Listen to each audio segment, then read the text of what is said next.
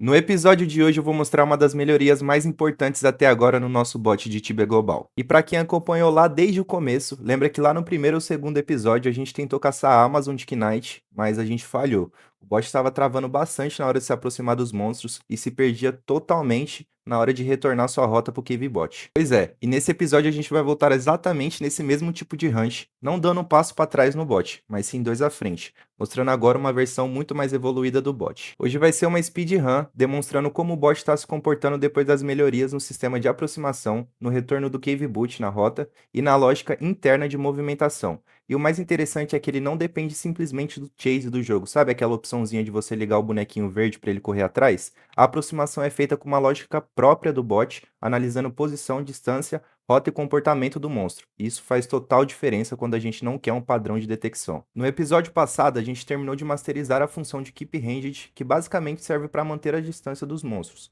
Essa função é muito importante principalmente para paladino level baixo, porque permite caçar mantendo uma distância segura do monstro, evitando tomar um hit desnecessário e deixando o personagem mais eficiente em hunts onde ele precisa bater de longe.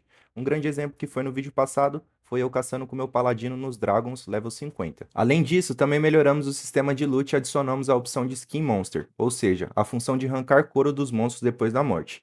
Então o bot já estava ficando bem mais completo para hunts de paladin, mas faltava uma parte muito importante: melhorar o comportamento do bot para um Knight. Porque enquanto o paladin precisa manter a distância, o Knight precisa fazer totalmente o contrário. Ele precisa se aproximar do monstro, colar no monstro, bater, matar e depois lutear, e depois de lutear ele precisa voltar para a rota sem se perder. Então, é um comportamento interno, uma lógica interna complexa, porque a gente pensa o seguinte: a gente está no meio do Cave Boot, indo para um waypoint. O monstro leva o nosso personagem para longe e a gente depois tem que retornar para a rota. É um comportamento que me deu um trabalho grande, viu? E para testar isso tudo, eu escolhi uma hunt bem clássica entre os tibianos, Amazon Camp em Venori. É uma hunt simples, mas perfeita para esse tipo de teste, porque tem bastante monstro espalhado, o personagem precisa andar bastante, trocar de alvo com frequência, se aproximar dos monstros, matar e continuar seguindo a rota sem se perder. Aqui dá para perceber muito bem se o Cave Boot está funcionando direito ou se ele começa a demonstrar algum padrão, tipo, começa a travar, começa a perder o waypoint, ou até mesmo ficar parado enquanto o monstro está fora do alcance. E isso tudo foi corrigido, como vocês podem ver no speedrun. Ainda não está perfeito, tem algumas coisas para alinhar em torno dos waypoints do Cave Bot, mas para mim já chegou num resultado excelente. Então esse episódio não é só uma huntzinha aleatória, é um teste prático para mostrar a evolução do bot para vocês. O grande ponto desse episódio é o novo sistema de approach. Antes, quando o monstro estava a uma certa distância, o bot às vezes não conseguia calcular muito bem como se aproximar. Ele acabava ficando parado, tentava seguir de uma forma errada ou não voltar para o Cave Boot depois do combate. E também uma coisa que eu corrigi que estava acontecendo muito é que às vezes o monstro morria e ele não conseguia lutear. A gente teve esse problema ali também caçando no Keep Ranged com o Paladino e corrigimos, então não foi algo tão difícil para mim. Em resumo, agora a lógica está bem mais inteligente. O bot identifica o monstro, calcula melhor a forma de chegar perto, tenta manter o personagem em uma posição boa para atacar e depois que o alvo morre, ele consegue retornar para a rota de Cave Boot de uma forma muito mais natural. Antes também ele ficava retornando muito para waypoint espaçado, que é algo que tem me incomodado ainda, porém ele está fazendo isso de uma forma mais inteligente, tentando seguir os próximos waypoints depois de utilizar a lógica de aproximação. E isso é muito importante, porque num bot de verdade não adianta só atacar o monstro. Ele precisa fazer um ciclo completo, achar o alvo, se aproximar, matar, lutear. Se tiver a opção de utilizar de arrancar cor ali, ele faz isso e depois ele volta para a rota sem quebrar o caminho. Essa é a diferença entre o bot que só funciona às vezes e um bot que começa realmente a ficar utilizável. Uma coisa que eu quero que vocês observem, mesmo que esteja em speedrun, é que ele não fica simplesmente grudado no chase padrão do jogo. Você pode ver que ele não ativa isso em nenhum momento. A movimentação tem uma lógica interna própria, como eu falei no início.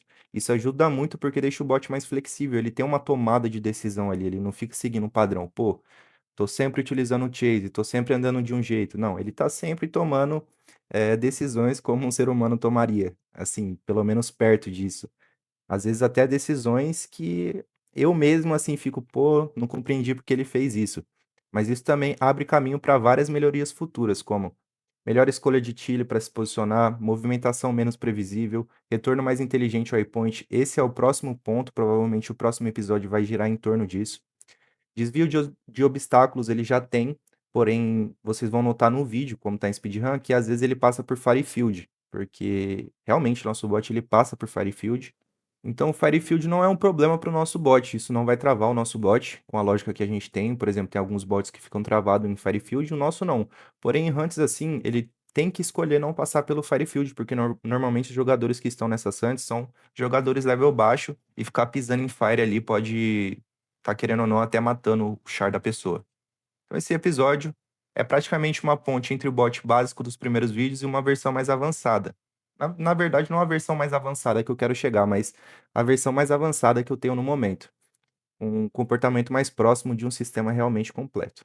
Então, esse foi o episódio 5 da série do Zero ao Bot no Tibia Global. Hoje o foco foi mostrar na prática a evolução do sistema de aproximação usando um EK na hunt de Amazon Camping Venori.